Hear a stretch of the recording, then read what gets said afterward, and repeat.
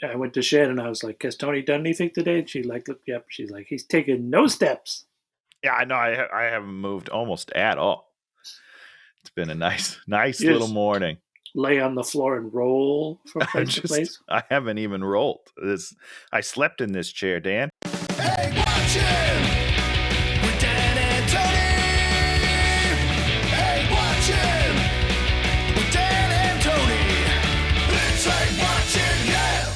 Welcome to Hate Watching with Dan and Tony. I'm Dan. I'm Tony. Each week we take a look at a movie by watching the movie and then thinking about the movie and then doing maybe some research. I think Tony did some research this time. I was mid-research when I joined the call 12 minutes late, so I didn't do a lot of research. I'll just say that. This week, Tony got to pick our movie. What movie did you pick? Movie, Tony? Well, to set the scene, I did a Google search for movies set in 2024, and a gem just happened to pop. There's not a ton of them. Let me just say that there's not a ton of movies set in 2024. I bet we'll get some this year, but I don't. I'm not worried about current movies. But this one popped up, and I was like, "Yep." Yeah, no, this is definitely a movie that we should do. This is, of course, Highlander 2, sometimes subtitled The Quickening.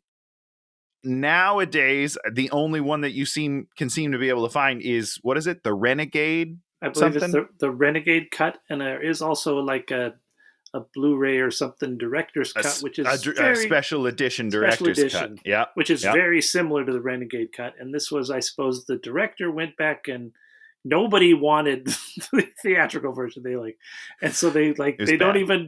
Nobody's like, oh, we better put that out there because there's some fans of that. No, they were like, no one wants to see that.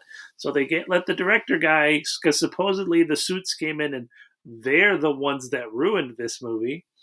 And then he cleaned it up and put some deleted scenes and took out some stuff where the Highlanders were aliens. I guess that was one of the big contentious points.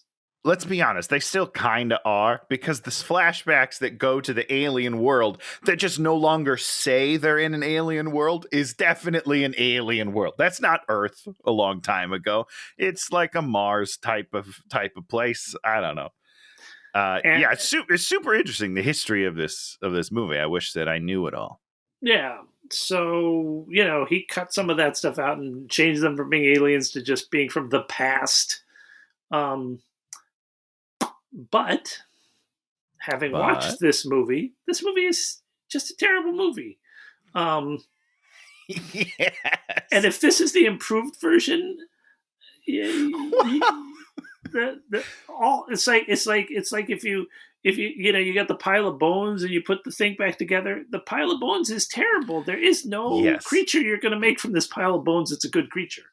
Yeah. So here's the problem with it, right? Is that he went back and he changed a bunch of the stuff that retcons the first movie, because fans of the first movie were upset that they changed the backstory. So he's like, let me fix all that.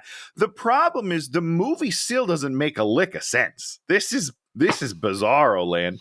There's two movies in here that are somehow just kind of pushed into one, and neither one of them are interesting or make sense.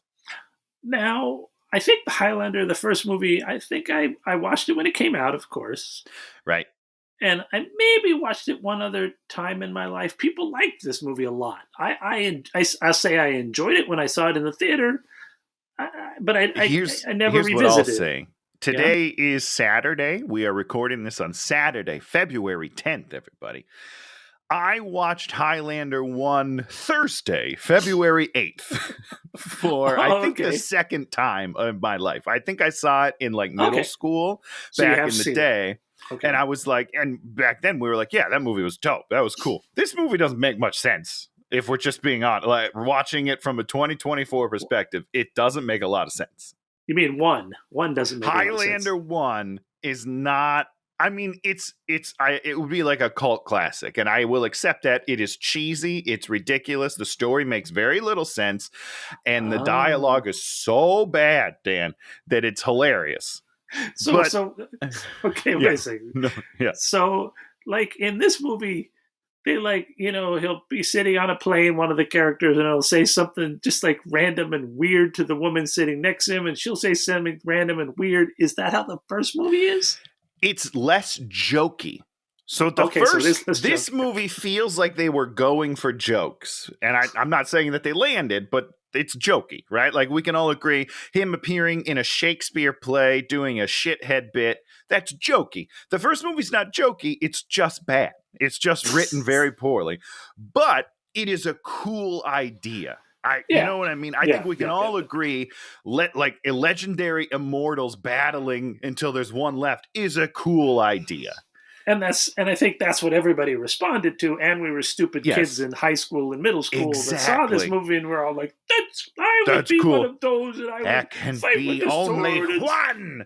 Yeah, like that's awesome. That's really cool. They decided not to really do that in this movie, the second one, and made some weird sci-fi politics, bizarre ozone layer crash. I don't know what's going on, but the movie's terrible. The movie sucks. Whether or not you retcon the first one, the movie doesn't make sense and it should be skipped. And my understanding, and I have not done this yet, Highlander 3 just totally ignores Highlander 2.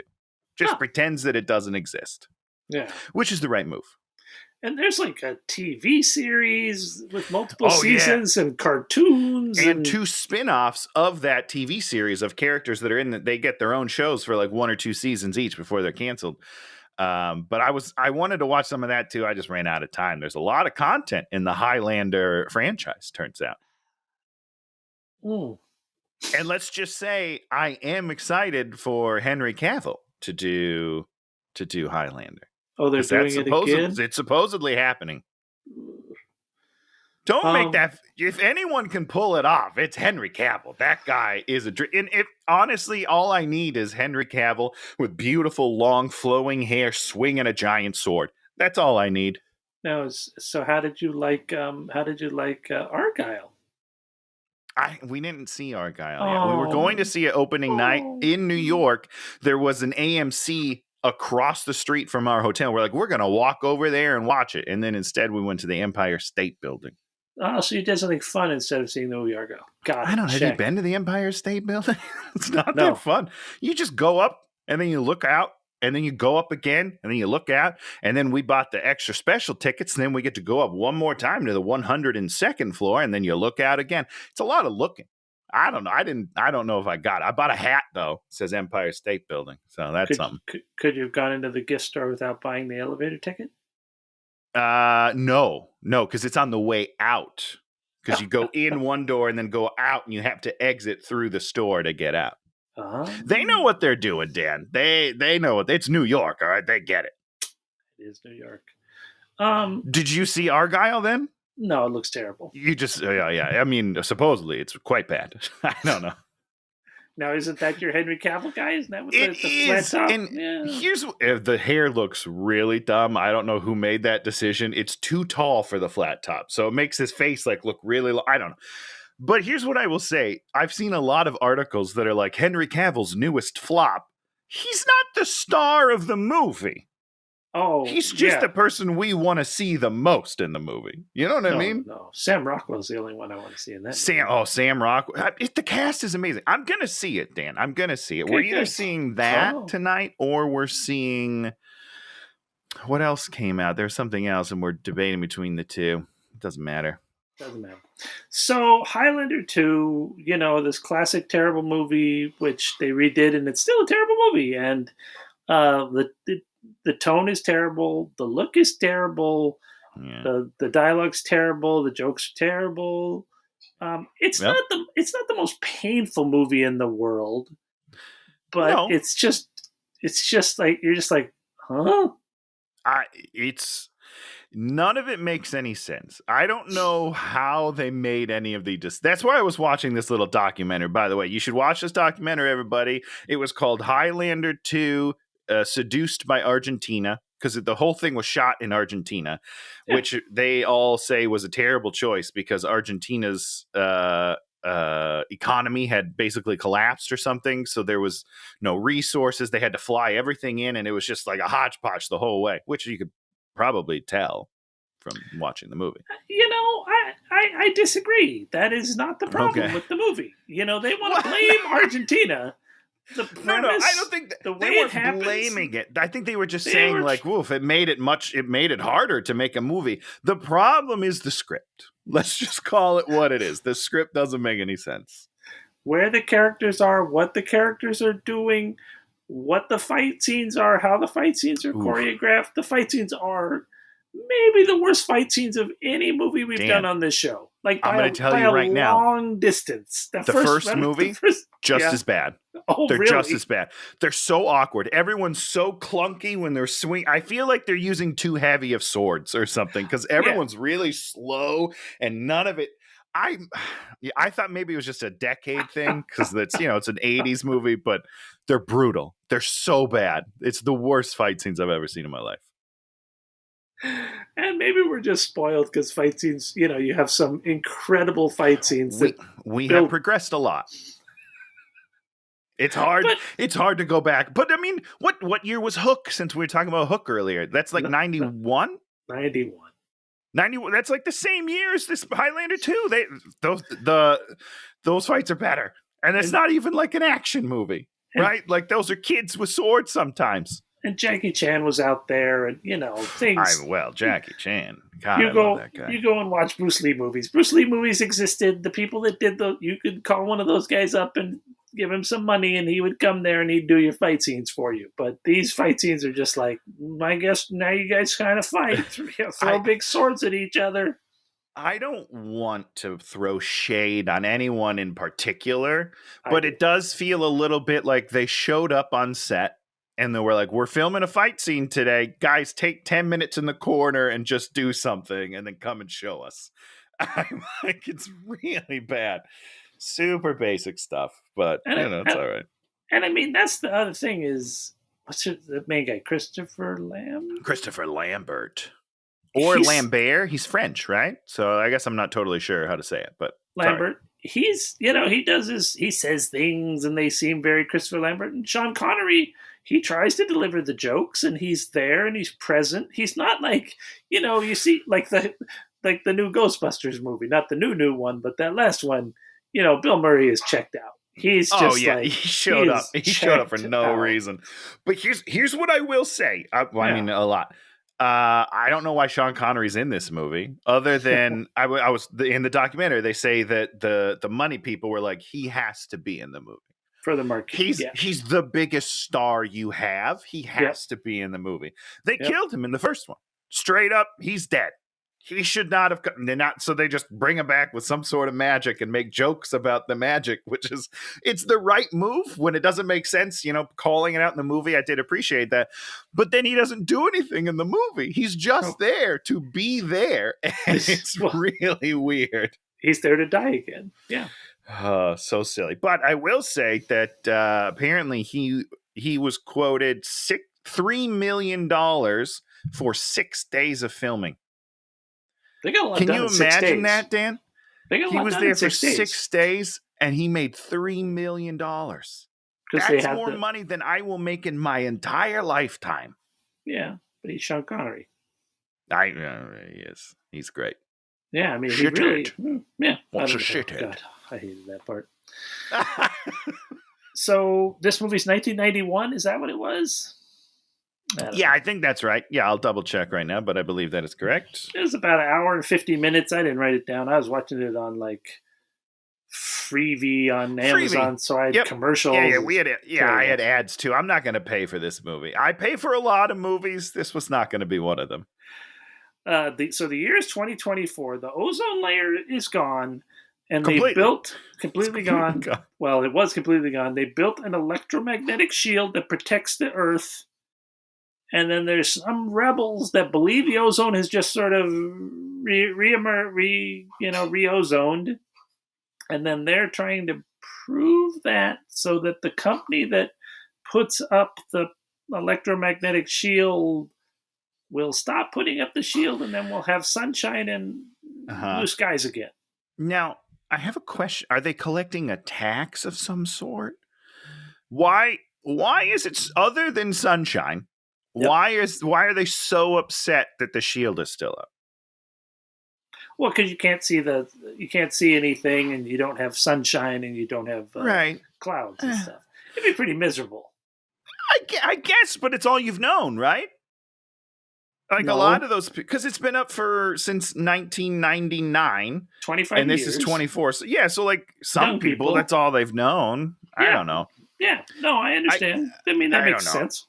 And my thing is like, well, what if we destroy it again? We might as well. This seems to work really well. We might as well this is our existence now. I don't know. Well, the sort of general, I mean, if you're going to ask the stupid filmmaker, they would say, well, because they make the shield, then they're in control of everything, and then they have police that clamp down on the people. They kind of imply that, and they kind of run it's prisons. all right. You know, so it's sort of Okay. a totalitarian state, which of course doesn't make any sense because they're just in, what country are they in? Is it not New York? I don't know. I don't know. Not that New York is a country. I don't want anyone to think that I answered that thinking that New York was a country. But is this not New York? The first one's definitely New York. So I guess I just assumed this was New York, but you're right. I don't know if we ever talk about where we actually are. Oh, I don't think we do. He appears in England, I think. Ramirez, Sean Connery, shows up. Then he takes a plane, I guess, across the sea. I have some questions on, Dan, but I'll save them till a lot of questions. So we head into this opera house where a person is doing opera. A really attractive woman is doing opera, which she's not the one singing the opera. She's just a person that's standing there acting like she's operating. Yeah. And the opera is telling the story of the Highlander. Oh, was it? I have like a real problem. If I hear opera, I just check right out. Can't listen to it. I don't know what it is. I respect it. I just want to put that out. I respect people that can and do it. I hate it. I just can't listen to it. I don't know. So I have no idea. All I was doing was watching Christopher Lambert kind of fall asleep. That's about it. I was like, I get it, dude. He's falling asleep and he's dying because since he's became the Highlander, the last Highlander alive, if he hangs out and chills enough, then he eventually just sort of dies. So he's waiting to die. So what happens, Dan, is at the end of the first movie, and this is why this movie is such a mess. At the end of the first movie, it's all wrapped up. Everything is wrapped up. Highlander is a fully condensed. What is the word I'm saying? I don't know. Contained. Yes, it's fully contained. So at the end of the movie, he defeats the last other, guy and becomes the Juan, and he becomes mortal because that's the gift. Becomes mortal. Okay. He becomes mortal and he gets the gift of being able to hear what everyone is thinking and feeling and has the ability to help people that way. They ignore that completely. I don't know. What? Yeah. That's the end of the movie. Why would that be a thing? Why would you? Basically, it's like, so now you can fix the world. I think that's kind of how I took it at the end of the first one. It's like, now you have the power to help people in an actual, a real capacity. And then he falls in love with some lady, as we have learned she's dead as well, just a couple of years later, which is kind of sad. Was she in the movie, and he is falling in love with her through the movie? Through the movie, yeah. So kind of like this one where Virginia Madsen's the love interest. There was a love interest in that one, but also he had a wife in Scotland back in the 1500s that we do flashbacks to, and she gets messed up. She gets old, and he lives with her till she dies. I remember. Yeah, holds her in her arms. It's a nice little scene. We don't have something like that in this movie, I'll tell you. No. So the opera's telling the story. He's falling asleep, and then if he waits long enough, he's going to eventually die, and he wants to die. Okay, the roof is leaking. There's plastic everywhere. That's supposed to mean something. I guess ozone layer being gone in the shield means that it's leaky. Things leak more. Interesting. I didn't know. And then, so then we get this flashback to the desert world where I guess we're finding out this is where all the Highlanders come from. They're trying to lead a rebellion against Katana, which fails. And so then they are banished. He gets banished to the future. Because they're the lead. Him and Sean Connery are like the leaders of this rebellion, which is very weird because they meet in the first movie. Like, Yeah. we see their meeting in their origin story, and it is not this. Well, Shankar has to teach him, right? Yeah, in the first, there's a whole training segment. Yeah, I don't know, man. It doesn't make it. They just retcon everything. But it's weird because the punishment is not death. It's just being sent to different time periods. You get sent to the I don't future, understand. and then if you go to the future and then become the Highlander, then you can come back and do it again. I guess. That's what they sort of say. If you It did, doesn't if you make succeed any in, sense. if you succeed in Highlandering, whoever does that gets to have some amount of weird freedom that is sort of unspecified and we don't understand. Why? Yeah, and why? It doesn't make a lick of sense. So weird. Okay. So he's old. He goes to get in his car, and some thugs come over and they're like, "You're the guy that built the shield." So now we find out that he somehow built the shield. He's somehow a scientist. Where did that come from? He's not a scientist in the first one, Dan. I'll tell you that.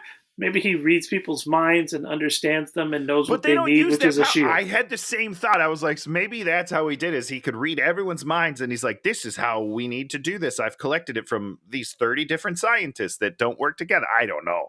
But they don't talk about his mind powers at all. Yeah, so then the thugs come over there, and we're like, oh, he's going to be an old man. He's going to kick their butts. And then they're all like, oh, we're now afraid of you. And then they just sort of leave. And he doesn't really do anything. He just kind of looks at him. Yeah. I don't know. I wasn't afraid. That's all I'm going to say. I'll mess him up right now. Now at the headquarters of the Shield, we have the rebels attacking. And we have them like on zip lines going like this. Most exciting thing in the movie. Like that's like I'm like they're that's pretty cool.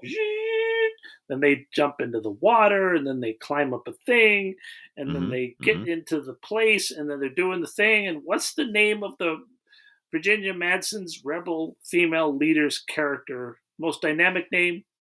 Wait, what's her name? What's her name? Oh, I thought you were going to ask what the group's name was. I know the group's name. They're Cobalt. Oh, they are Cobalt. I forgot that. But I don't know her name. Her name is Louise. Ah, Louise, the terrorist. It just bugged me. It's not to be rude to Louise is everywhere. It just feels like such a letdown. Letdown.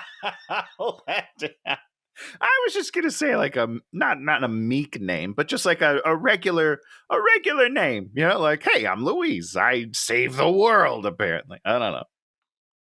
So they get in there and they kind of kill some people, and then she kind of does something and sort of gets some information and then sort of leaves. I thought they were going to blow up the shield.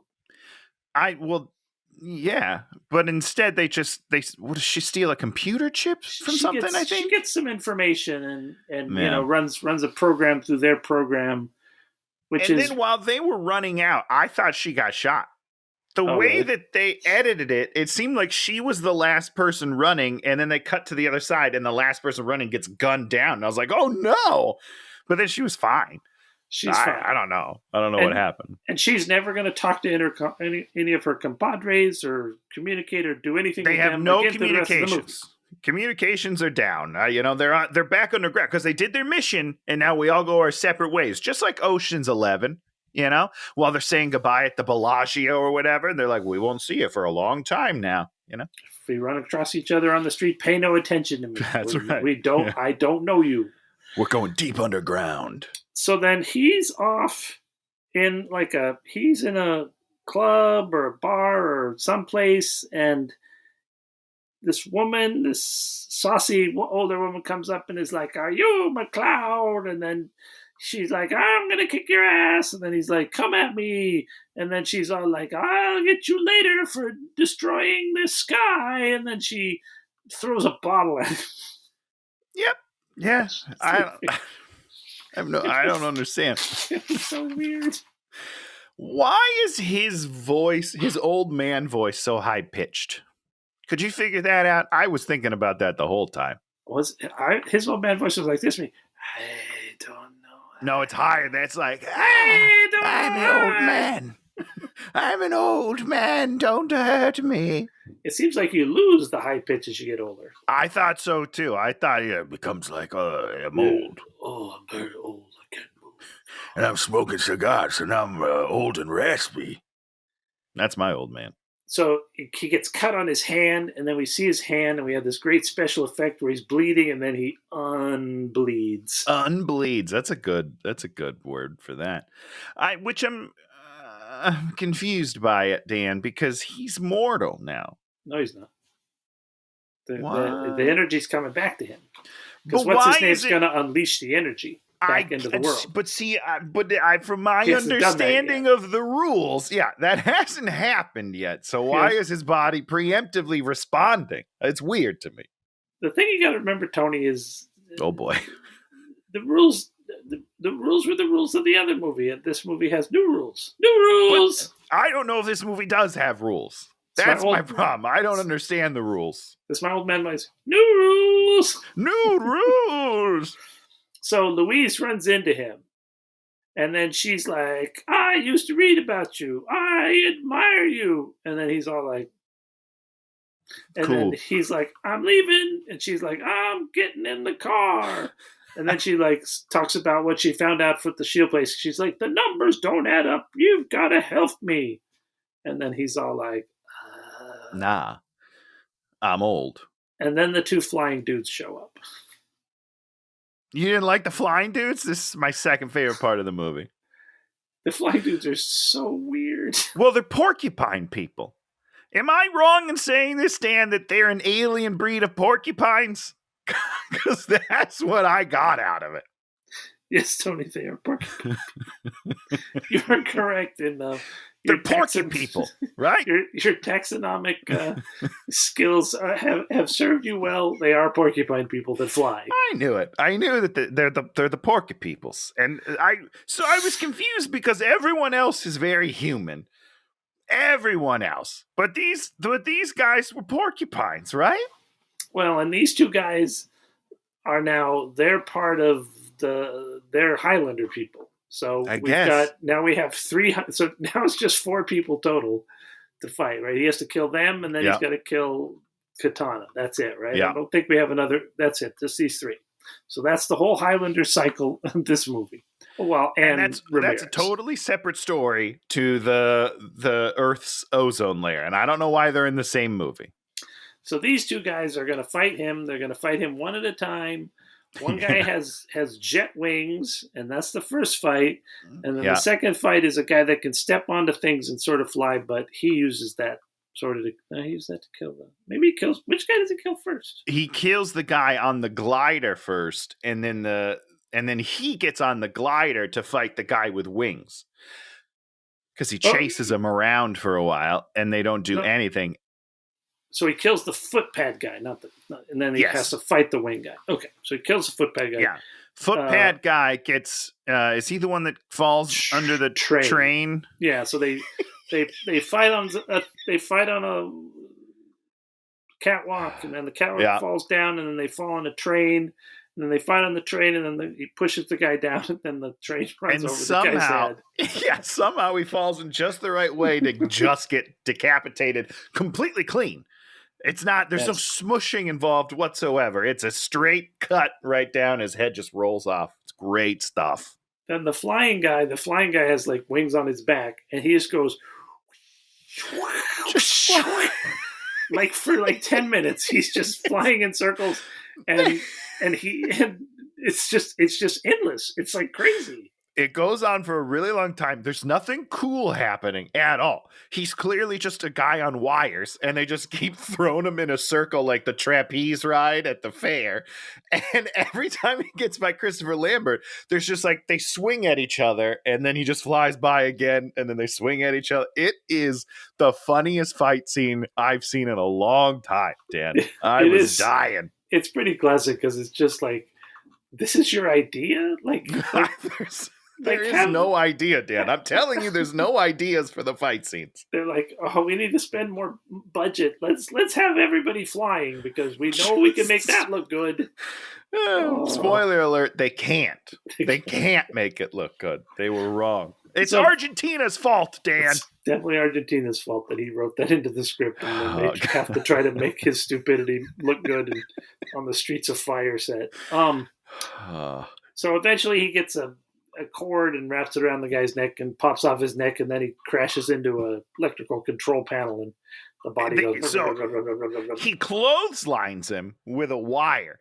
But if you watch that scene, the clothesline hits him in the chest, and then, like, as he's going by, goes up the chest and then tears his head off. It's not a clean decapitation. It's like it slides up and just pops his head right off. A+. This is the best fight scene in the whole movie. Now, is he already young, or does he become young once the big explosion and all the electricity This is happens? when he becomes young, because when you kill another Highlander guy, you take their power. So that makes him young. And then while he's getting this electric shot of energy, he starts screaming his old dead friend's name. No. What happens is he gets the power, then he blows up the entire neighborhood, and then a tanker truck... That's the power. Yeah, no, you have to rewatch the first one, but that's the power. Yeah, he's getting the power. Yeah, he's blowing up the entire neighborhood, killing lots of people. A tanker then runs into him, and he explodes, and then he walks out of it, and he is he gets hit by the tanker in the middle, and then he comes. Yeah. Then when he fights the fly guy, then he's young again, and then when he gets the second burst of power from killing the other fly guy, then he calls out to Ramirez. I need your help, even though I don't really need your help. Even though I don't need your help at all. At all. And that somehow brings him back to life. That's pretty cool stuff. So Sean Connery comes back to life wearing his same funky clothes that he had in the other movie. Because he's a Spaniard. But he's not like a Spaniard. He's like a Spaniard. No, they say he's a Spaniard. They say he's a Spaniard, Dan. That's his character. So we have a French guy playing a Scotsman in Christopher Lambert, and then we have a Scotsman playing a Spaniard. Why? Just make them who they are. I don't understand. And then talk about how he appears on the Shakespearean stage. He appears in the middle of a is it Macbeth? Is that what it is? I don't know. Horatio, I knew thee, talking to the skull, and he just appears, and that somehow he doesn't realize first of all, he appears and like cheers himself. He's like, yeah! Which is just bizarre. And then he's in the middle of a stage play. The actor is like, the show must go on, and continues doing the show. And Connery is following him along and commenting on the Shakespeare play. And he's like, whatever relationship you had with your friend before he was dead is no business of mine. What's happening right now? And he's in front of an entire audience. It's very easy to see, and not till the very end of the scene. Round. So there are people in 360 as far as I can tell. Yeah. And then there's the great joke where the actor finally breaks character and says, "Will you just get out of here, shithead?" And then Sean Connery says, "Okay. Shithead? What's a shithead?" Great stuff. And then he finally figures out what's going on. And he says goodbye. And he's like, "Farewell, dear shithead." Great stuff. It's a great bit. Takes his sword too. So which is definitely fake, right? Like no one has a real sword on stage. That's how you kill people on accident. It is the weirdest scene in a movie filled with weird scenes. It is a weird scene. It doesn't make any sense. So we cut back to Connor McLeod. And before the fight, he put Louise in a dumpster to protect her for noble reasons. Because they could see the dumpster. They were looking right at them, so they know where she was hiding. Very weird. Pulls her out, and then she's all like, "Who are you?" And then he's like, I'm Connor McLeod of the Clan McLeod of the Cloud McLeods, the Cloud. The click clouds. Then they make out, and we have huge music, and then they have sex against the wall. Just in the street. Just remind everyone they're just in the street right now. And he just lifts her skirt right up and they start going to town against a brick, dirty wall in the street. It's so weird. So you're just like, I thought they were going to just make out. And I was like, oh, okay, then they're like having sex. And you're just like, in a why normal are they movie, having Dan, sex? they would start kissing passionately and then you'd have a nice dissolve to where they're then throwing each other against the wall in a bedroom somewhere. They don't just bang on the street like dirty people. That's so weird. It was weird. And they had awesome. But they also had that big heroic triumphant music of dirty. Do you not hear that every time you have sex internally? That's how I feel. I have like orchestra swells and I'm like, good job, guy. We're not going to talk about your swelling, Tony. Let's see. And then they go back to his apartment, which is this big giant apartment, and she's all like, let me get this straight. You gotta kill the guys and you're immortal. Da, da, da, da, da, da, da. And then we establish once again that he somehow had built the shield. You know, like, yeah. I mean, they basically just do the plot of the movie for you so that you are like fully on board at this point. Just in case you were confused, she tells you what's going on. It's very nice. Ramirez is walking the streets of London. He sees himself in like a camera on a bunch of TVs, and it's all like, oh, it does like a weird dance. Guess I need a new suit. So he goes to the suit shopping, and they're all like, what? It sounds even weirder when you just talk about it. Like when you see it, it's weird. But then when we talk about it and you explain what's happening, it's even weirder than you think it was. It doesn't make any sense. This is what the pitch meeting would have sounded like in that room. Like, well, now maybe he should get a new suit. Let's get him a new suit. Why? What's happening? Do sort of a comic montage scene. Yep. You know, he sort of spars with them, and then he gives them his earring to pay for it, and that pays for everything apparently. Well, it pays for that the guy's suit. Not an antique dealer, Dan. He doesn't know what he just got handed. I'm sorry. Disagree. Okay, all right. I don't know anything about anything. So they give him a suit in like 3 hours as opposed to 3 weeks. And then he's like, I'm sitting pretty. That was weird. And then they tell him he has to go on an airplane. And he's like, what's an airplane? Because the running bit is he doesn't know some things, but he clearly knows other things. I don't know. Back to McLeod and Louise. They're just hanging out. And she's like, tell me about blue skies. And then he was like, it was nice. I'd like it was very nice. She's like, I'd like to see it before I die. Then we cut to Katana in the past, and he's watching them on TV. I don't understand what's happening. I feel like I don't feel like that storyline should even be in the movie.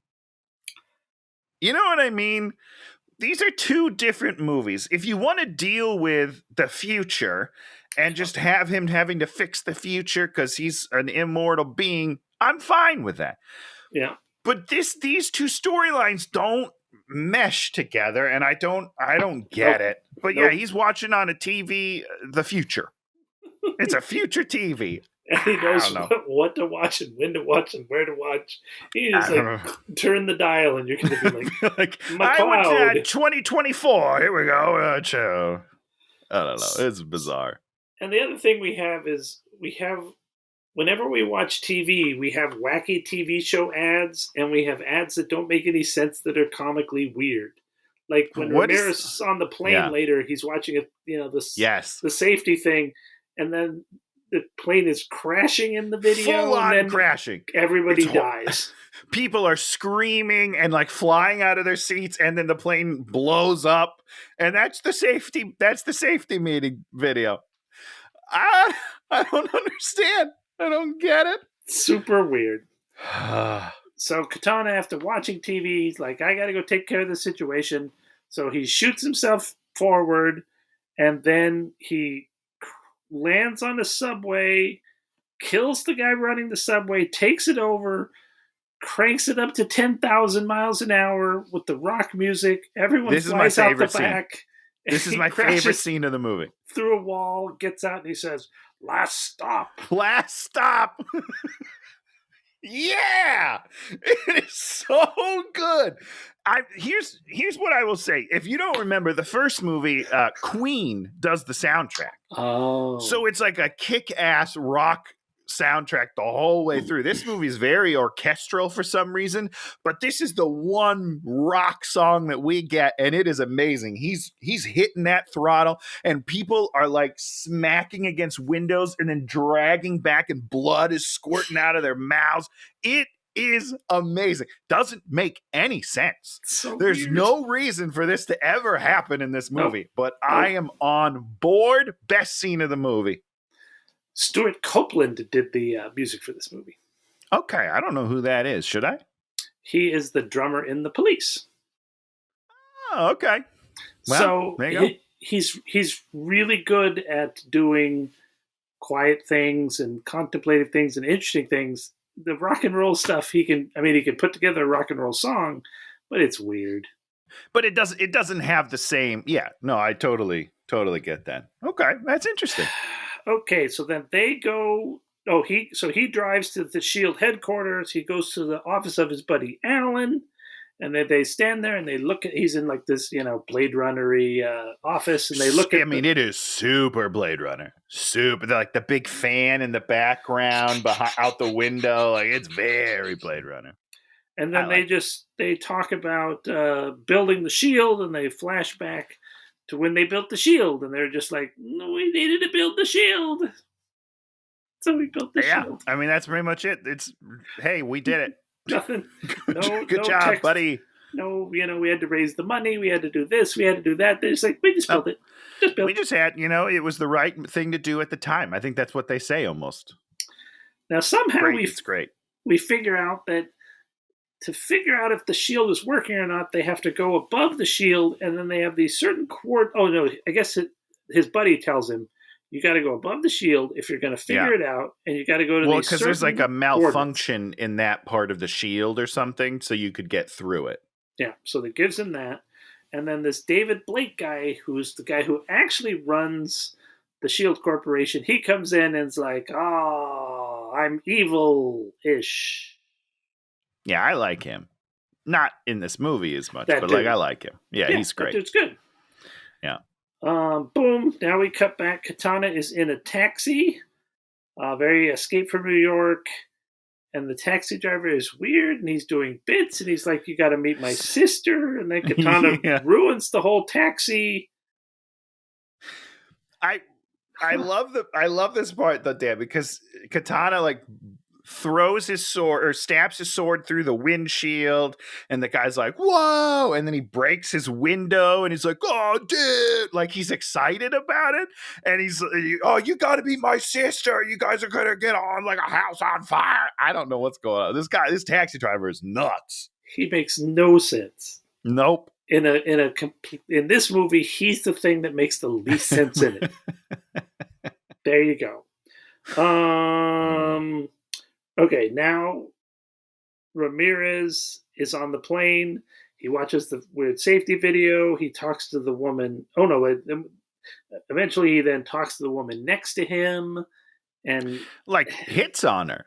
Like he hits because he leans into her and says something about brunettes being good, and then it trails off into silence, and she's like giggling. It's definitely sexual. He's saying that through all of time, brunettes are the hottest women. Okay. And she's all he like, says something about Cleopatra and somebody else and blah. I don't know. And she's weird. Like, doesn't speak English exactly. It's just like the whole thing is weird. Yeah, doesn't make any sense. Also, the TV on the plane, when they cut to those TVs when he's watching that video, it's quite clearly not a plane seat. It's just cloth with a cutout, really? And the screen is right behind it. It looks terrible. Oh, that's so good. It's bizarre. Katana goes to the top of the building, and he's like, I'm waiting for you, McLeod. Just yells it out as if he's going to hear it. Here's a hint. He's not waiting for him. He's going to go find him. Yeah, he waits for about 2 minutes. He's like, all right, I'm bored of this. I gotta go. So McCloud goes to visit his wife's grave, and then he's like, I promised you I'd fix the world. And then we have a flashback, and she's in this giant hospital, and she's covered in burns. And She's got a nasty sunburn. Yeah, tough stuff. So people were burning up, and that's why he had to build the shield. But only some people. Yeah. I would love to know why it's only some, because she's really bad. She probably she is messed up, right? But then other people are just fine. She probably ran out of sunscreen or couldn't afford sunscreen. Or SPF 8000 on sale, $49.95. So Katana shows up at the gravesite, and we have some banter. And then he's all like, I wanted to die, but you brought me back. And then Katana's like, well, you're gonna die eventually. We're gonna kill you again. Yeah. But the one rule is we can't fight in a holy place. That's true. Did we have that in the first movie? You can't fight. Oh yeah, place? Yeah. That was the one rule. Yeah, they can't fight on holy ground. Okay, I don't know why. Maybe there's something to do with the devil. Maybe the devil's in charge of Highlanders. When is the devil not in charge? That's question. A good point. That's a good point, Dan. We have a 5-minute scene where Louise walks up a spiral staircase where we have this camera looking down there. And she gets up to his treasure room, which is like 12 items that he's had from his entire life. It's a very select few things. He is not a hoarder. That's what I'll tell, good for him. He did not save a lot. No, if I had lived for thousands of years, I would need 22 houses just to keep hold of all my stuff that I got. You need at least 22 houses.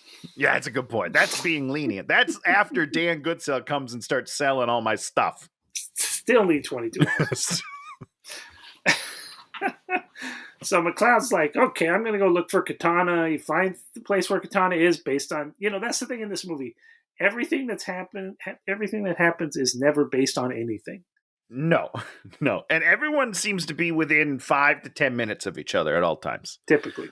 Yeah. There's no travel time involved. You know what I mean? Other than Sean Connery flying on the plane, everyone else is within a 2-block radius at all times. They were like, what are we going to do with Sean? Well, if we have him right on a plane, we got that's a whole day of shooting right there. We only got him for 6 days. 1 day's on the plane.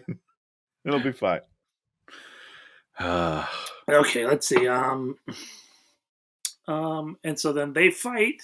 So he goes in there, and then they fight, and then eventually the elevator explodes and goes down there, and then McCloud just dies himself, and then it's the only time we see him almost dealing with the repercussions of being immortal. You know what I mean? Because he's hurt, and all of his bones are broken, so he has to break them back, which is interesting. That's the only time we really do that. When they get shot, because later they get shot with 100. Okay, I'll save it then. I'll save it. Save the shooting. We'll do that one. He goes back home. There's Louise. Wakes up Louise, and then talks about how he had his first wife and she died, and then how he had his last wife and she died. And then we're like, oh, and you're going to be the new wife, and then he's going to hang around while you die. You're definitely going to die, yeah, for sure. Ramirez shows up. We think it's maybe Katana again, but it's Ramirez. And then they just fight for fun. And then McCloud wins, and then they drink. Sure. Yeah. Drinky drink. Great. Now we have the SHIELD board meeting. You want to talk about the SHIELD board meeting, Tony? Talk about the SHIELD board meeting, Tony.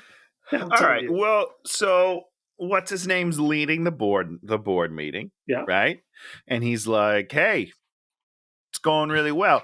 And then the Joker comes in. Right. And he's Ironside, and he's doing his best Nicholson. Right. Yes. Right. Did you feel that? I mean, is this post Batman? It's post Batman by 2 years. Tim Burton's Batman is 89. So this will be very influenced by that movie. Yeah. Oh, for sure. But what's confusing to me, Dan, in this scene is that Ironside comes in and he's like, hey, Daddy's home. And then the dude that's head of the corporation is like, hey, you can't be in here. And then Ironside grabs a dude by the neck and starts choking him, and nobody panics. Nobody is concerned that this guy is now killing one of their friends. They're just having a very casual conversation about like, wow, this is a board meeting. You shouldn't be here. And this guy's choking to death right now. Yes, he is. It's very weird. Tonally, this scene is all over the place.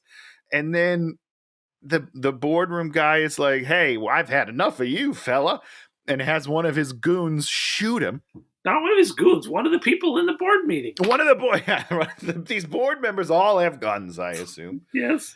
He lights him up. Ironside falls down. And the boardroom guy is like, well, that went really well, I think. Something to that effect, which is just weirdly jokey for murdering someone in your room. Yep. Then Ironside gets up, walks over, and just like slowly breaks the neck of that dude over and over. Very weird. And is like, well, now we're partners. And the boardroom guy agrees. Hey, we're partners. What is happening, Dan? Why does Ironside even want to be partners with this guy? I don't know. He doesn't even know what the shield. How does he doesn't even know what the shield is? He has no idea what they're talking about. But actually, no, he knows everything because he's watched it all on TV. You think he's been watching the Boardroom channel? Yes, I wouldn't watch that channel ever. He's been watching everything, Tony. He's got all the time in the world, right? You can spend a year. See, if you're in the past, you can spend a year watching everything that happens with the boardroom. Then you spend a year watching everything's happening with McLeod. Do we think he's out of time? I understand that he's in the past, but is there a chance that he's just out of time? They're not in time at all, and it's infinite where they are? I don't know, man. It's terrible. Right. You know? I don't know, man. This movie's so this movie is gobbledygook. This doesn't make any sense, and I kind of dig it. So, back at the McLeod's hideout, he's got this globe that has a shield over it, and he's all like, we need to go through the hole that's here. And then Sean Connery's like, just breaks the whole shield. You're like, well, that's what's going to happen. Dan, this is a very important question for me, and I'm not going to save it to the end of the movie, which is when it, or maybe I should. Just close. Remember this sphere that is outside of the Earth, and that is the representation of the shield, as far as I can tell. Sure. Right? Okay. All right. Keep that in your mind, and let's get to the end of the movie. Let's continue. Let's go. So they they got to go to this maximum prison because Alan, his buddy's been locked up there. Don't know why. I guess Alan's going to have the coordinates, but they already got the coordinates. So let's just say they were going there to get the coordinates. I guess. The only guy they had one of the coordinates. They didn't have. They had either longitude or latitude, so but they didn't have the other one. Yeah. So my script writing brain, they don't make that clear. No, they do not say that. They do not. But when he's in the prison, he's like, the other coordinate is 43 east degrees. I don't know what he says, but he says the other coordinate. And then when I did my research, they told me that. Got it. So they go to back into the maximum security prison, which is all you have to do is go around a corner and then bust through one of the little things like that. And then everyone's machine gunning them, and they're like machine gun, machine gun, machine gun, machine gun, machine gun, machine gun, machine gun, machine gun. So much. It is graphic too. They clearly have a lot of squibs, and they're just blowing out clothing and blood. It's pretty great. It's very silly. Car comes to a stop. They go over there. They open the trunk. There's Louise. She's all like, "Don't shoot me! Don't shoot me!" And then they're like, "Yeah, we won't. We're not shooting you." And then, of course, they all come back to life. And Hold on. Yep. Don't undersell this. They are in some sort of hospital wing. And the doctor is taking care of Louise. And he's like, you're going to be okay. Don't worry. And she's like, what about my friends? And he's like, no, they're dead. They are very dead. They're so dead. And then they sit up. Of course, they sit up. Good. They sit up, and then they talk about how many bullets they got. And McLeod says, I had 102 bullets. Connery, I had 112 bullets. Now, here's my question, Dan. This is why I get confused. Yeah, okay. So he falls down the elevator shaft earlier, right? Yep. He has to fix his broken bones. Sure. Great. He now has 102 bullets inside of him. No, they Where went did through. they go? They went Did through. they go through? They didn't look like they went Yes. through. No, they look went like through. they are lodged in his body. No, they went through. Haven't you ever seen it with Wolverine when he heals, the bullets pop out? Yes, that's what I'm saying. That's what I wanted to happen. I wanted them to sit up and just like shell casings fall to the ground. Do you think they're going to spend the time on that? Apparently not. Argentina probably didn't have enough of them. You know. Here's my question for you, Tony. What's the name of the talk to me. What's the doctor's name? I don't know. It's got to be a southern name because he had a severe southern drawl. So I'm going to go Dwayne. Dr. Sonny Jackson. And I mean, this guy's like, people are going to know the name of my character. You know, he's like, I am saying, you know, this like, it's not in the script. And he's like, it is now. I'm Dr. Sonny Jackson at your service. I get it, because you know if you get hired for just one day, which clearly this guy was, it's no one's going to remember you. But if you convince them that you have a name, maybe Dan remembers it. Dr. Sonny Jackson. What's his name? Sonny Jackson. You got it. You remember it now too. On your deathbed, you're gonna be like, I need Dr. Sonny Jackson, and they're like, we can't find him. We can't find him. Okay, so now we're going into the prison, which is actually just some like underground tubes. Yeah, and don't worry about it. Luis is like, to find Alan, we need to split up. You go that way, and me and Connor will go this way. You're like, why is she in charge? How does she know? Well, because she knows the stuff. She knows. All right. So they find Alan at the end of this thing. He's all decrepit, but he gives them the secret information, and they're all like, okay. So then they head up, and they both. Who knows what Ramirez is doing this? He's just hanging out. They both keep going, and they both end up at the same place, which is the Blade Room. You want to talk about the Blade Room, Tony? Well, it's just a fan. It's just a fan that you could probably just stop if you wedge something in there. Maybe, I don't know. Maybe. But I don't totally understand what happens here, right? What happens is the bad guys have set up this evil fan to cut off Highlanders' heads. Sure. I mean, that's the only way they can die, Dan. All right. And then as it comes down, Sean Connery uses his magic to magic the blade up for a foot. And then the door just opens, and then the two of them leave. That's where I get confused. And then because he the just door lets just himself opened. die. Yeah. Couldn't he just leave through the door now?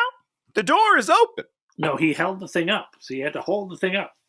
Couldn't he just hold it up and then dive through the door? Yeah. Yeah, I don't know. It was weird. But again, Sean Connery was just there to die for no reason. I mean, in a real movie, what you'd do is you'd be like, gotta figure out the secret code. It's 4 digits, 421, 124. There's only 100 things. If I get to 100, and he's all like, I'll buy you the time. Then they dive through the door, and the thing comes down on him. But this thing, he pushes it back up, and there's plenty of room and time, and then the door just open for no reason. And then they can leave easily, but he can't leave easily, and then he stands there, and it kills him. Sort of, but doesn't really even... We don't really even see it. Sort of. Well, because he turns into energy, which is premature. Because usually you have to lose your head to turn into energy, but it's fine. But let's just keep in mind that it wasn't before he says, "Will I ever see you again?" And Sean Connery's like, "You never know, Highlander," and then winks at him. So is he coming back in the third one? I don't know. I don't think he's coming back, Tony. I think. Listen, $3 million for 6 days. I don't think they can cover that anymore. No, I just mean because Sean Connery's dead. Jesus, yeah, I didn't mean now, Dan. Oh, R.I.P. Sean, you're a hero. So they go out there, they get in a truck. As they're leaving, they run over Katana, but of course they don't run him over. He's on the truck. He gets on the truck. It's a silly little scene. Then there's a fight. He gets run over so slowly, Dan. He's like slowly falls down. It's great. Is there anything to say about the fight on the truck? I don't remember much of it. I'm going to go no. So they escape. And then they go and they have to climb this ladder, and they climb the ladder, and they get to the top of the ladder. And when they look out from the top of the ladder, they see that everything's back to normal. Okay, so here's where I have questions. Okay. So they climb up this ladder, Yep. They come out the other side above the shield. Yep. And they're in the mountains. So Yes. there are mountains that are above the shield. Yes. But you can fly planes underneath the shield? See what I'm saying? That's not right. That's a bad plan. That's how you crash in it. That shield is way too low. Plus, when they show the shield in his apartment, it is in space. There is space between Earth and the shield, right? So how are there mountains above the shield? It's a workaround. It's I don't know.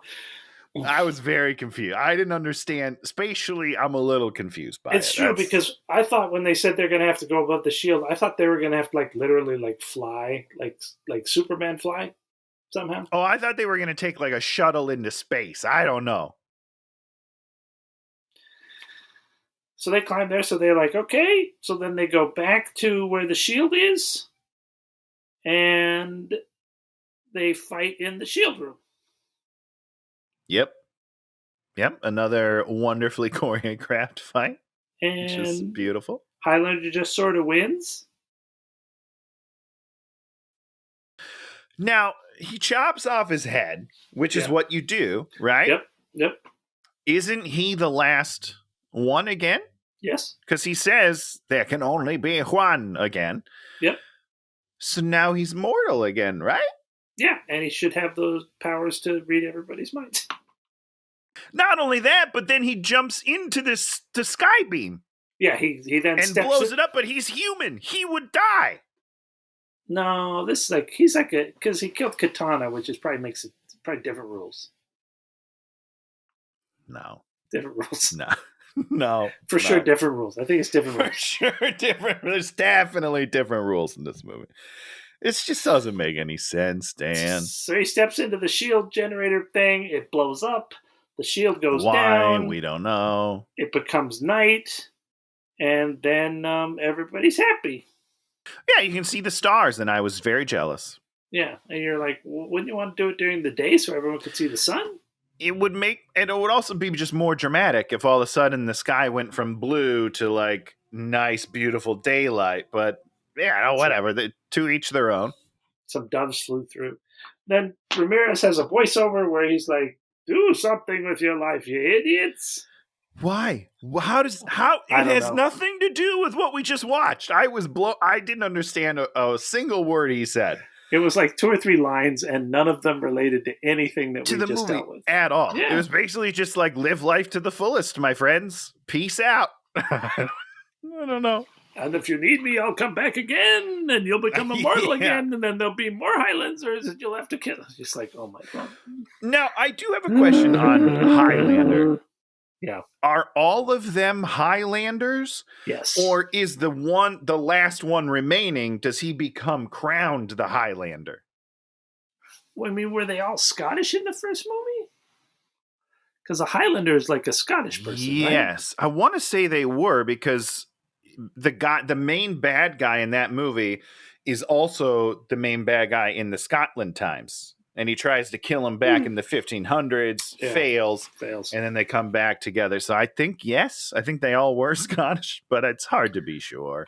Because Ramirez was Spanish, so that doesn't make a lot of sense. Oh, good point. You're right. And Ramirez was always Spanish. Yeah.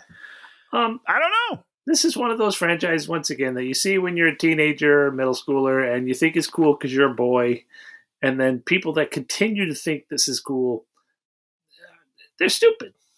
Well, then I'm stupid, Dan, because I love it, and I'm going to keep watching it. Well, good. I want to give the TV show a try, at least. Is it live action? Yeah, it's a live action show, and it's about Duncan MacLeod, which I think is his nephew or some sort of lineage. So, Yep, great, it's good stuff. And then eventually he makes either a cameo or he kind of joins, because then they do a movie. One of the movies is the guy from the show and this guy, Christopher Lambert, in the same movie. Oh, so okay. Yeah, great stuff, man. You know, you're feeding a certain type of fanboy that loves The Witcher and all sorts of things that I love The Witcher. Yeah, I know, and you're still an 11-year-old. So there you go. All right, well, you're not wrong about that. I agree 100%. I will never grow up. I refuse. Anything else to say about this movie, Tony? If someone could explain it to me, I would love it. And if not, also I don't care. You know, that's how little it meant to me. It's fine for me not to understand the movie. I had a good time. As opposed to Beau is Afraid, which lives rent-free in your brain. I'm trying to forget that movie, Dan. You bring it up every week. I gotta bring that up every week. Do not bring it up every week. Oh yeah, if you like our show, give us a thumbs up, subscribe, or leave a comment. It supports the channel. No one's still here. Okay. We made it through that one. One of the worst movies of all time. Would I consider it one of the worst movies? I mean, it is more. It's more comically fun than most of the bad movies we do. Yeah. You know, I could see you enjoying the fights because they're so stupid, and the flying guy fights are so stupid. Everything Virginia Madsen says pretty much stupid. Not against her. Not against anybody in the movie. I didn't have any problem with anybody in the movie. You know, they were all trying to do something, but yeah. But yeah, this one's. I would call this corny bad fun. Oh yeah, absolutely. Yeah. So, you know, I mean, do I hate the guy that made this? No, but I doubt his ability to make a good movie. I think that's fair. Yeah, I like him. I like him as a person, just fine. So next week. Oh no, we got to talk about something we like this week. And that was the thing. I was watching this movie and I was watching something else. And then the guys at Red Letter Media, they recommended this Kyle Gallner movie called Dinner in America from 2020. This movie, you know, as opposed to Highlander 2, where you're just like, what a giant mess that doesn't ever connect and never surprises us and never does anything. Dinner in America. This is a Napoleon Dynamite movie, but much more crass and much more punk rock. Oh, and what? Dinner in America? Dinner in America, 2020. Okay. Came out during, you know, got pandemic to death. You know, this poor movie. This movie's a classic. I call this movie is a classic. You don't know what is going on. You do not know where the next scene is going. It's insane. Really? Okay. I'm almost done with it, and it just keeps surprising me, and it's totally hilarious. And once again, very rude. It's a very rude movie. So, you know. Okay, and I love Kyle. Kyle's great. He's one of the most unbelievable actors I've ever seen. You don't even know what's happening. You're like, why is this kid not starring in every good movie ever? Period. Interesting stuff. Okay, yeah. So this movie, I 10 out of 10. Everything about it's great. It is, yeah. There's just, you know, you don't know what's happening, which is like, that's what you want in a movie. You want to be like, oh man, I was just surprised by what just happened because I did not see that coming. Wow. All right. Yeah. I mean, I've been a big fan of him since Smallville. So. Oh, was he in Smallville? He was only in a couple episodes, but he made a lasting. He's part of the Justice League in there. He plays Bart Allen, the Flash. Oh, plays the Flash. There it is. Yeah, this kid, he can act and he can command the screen. Where is it streaming somewhere? I think it's free on Hulu somehow. I think it's on Peacock or something. Love it. Okay, great. So, what do you got for us, Tony? You're not going to like my answer, Dan. I didn't see any movies or TV that I liked. However, in the last 2 weeks, you've not seen any TV or movie I tried that you to liked. tell you, it's been a tough 2 weeks, Dan. How is that possible? You went to like a play or something. We did. We saw 2 Broadway shows. Yeah, were they good? They were okay. I'm going to be honest. The one we were really excited for was Merrily We Roll Along, which is Daniel Radcliffe and Goff, Jonathan Groff, not Jared Goff, which is what I was about to say, but he's the quarterback. Jonathan Groff. It's an old musical. It's pretty good. The show is fine. Yeah. They are great. Oh, you know what I mean? Sure. But what I want to talk about, I don't know if you remember one of my Jay Lay classes, sketch classes. There was a guy in there. His name was Tommy. I don't remember his last name. I feel bad. Sorry, Tommy. Oof. But he had a band, and their band name is Paradise Vultures. And they just dropped a single called Catacombs, and it is great. It is a wonderful song. And I want everyone, any person that is still listening, all two of you, Todd, I'm going directly to you, Todd. Go look up Paradise Vultures Catacombs. Give it a listen. It's like 70s psychedelic rock kind of, but better. Okay. It's great. And I hope that this is like their single that kind of launches them a little bit, because it's wonderful. It's really good. I've been listening to it nonstop. Tony's rocking out it. It's not just some sort of post-punk pop. It's not. Yeah, drivel. It's not pop punk at all. It's been a long time since I've loved something that was not pop punk. So this, it's good. So we're gonna go back into a movie that was made in the past 10 years. So we don't have to. We don't have to do. All right, great. We're gonna pick some stars that we love. Skarsgård. Which one? The younger one, the tall blonde one from It. Yeah. What's his name? I'm just, not that. I don't know. No, what's his name? No, the guy from True Blood. From True Blood. Alexander. Alexander Skarsgård. Yeah, that sounds right. Margot Robbie. You love her. Barbie. What? I mean, I do. What? 2016, The Legend of Tarzan. Dan, yes! Finally! This has been a movie that I've wanted to. I didn't remember Margot Robbie was in this. I think so. I think I read that she was in this. I think she might play Jane. I believe you. I will tell you right now. You're gonna love this movie?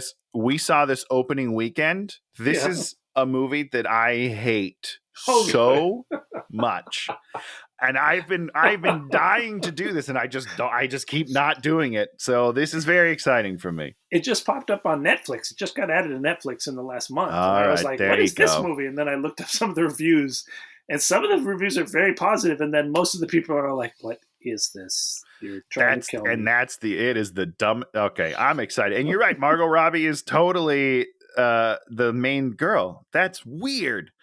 I did not remember that. All right. So I think we got one that's going to be a real stinker. Oh, God. I'm going to be so mad again. I've been mad for 8 years over this movie. Tony's mad. He's mad, people. He's mad. Let's do this. Good call. Good call. Plus, Skarsgård goes without a shirt for a little bit, and that's always nice. So you got that, Tony? It's a good-looking guy, I'll tell you that. It's a good-looking cast. I can't believe I didn't remember it was her. Yeah. Well, we'll see. Sorry. Who knows? Maybe maybe I'm sure they use her terribly. Yeah, of course. That's the way with bad movies is they figure out how to take good actors. Let's take a bunch of good people and make them worthless. Amen. So we'll be back next week with that, and thanks for hanging out, and we'll hopefully see you then.